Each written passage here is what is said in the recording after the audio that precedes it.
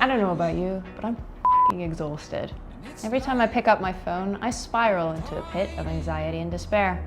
And then I remembered it's literally my job to convene experts to talk about this stuff. So that's what I'm doing. If you're worried about the erosion of public trust in science, and more importantly, what you can do about it, we've got a series of events for you this fall. Somehow we got this guy and this guy to talk about things like this. We have vaccines that are so incredibly effective. We're asking questions like, how did we get here? What can we do better? And can we depoliticize science? So if you're a scientist, communicator, or community leader, let's refuel, reconnect, and remember why the work still matters, even when it feels impossible.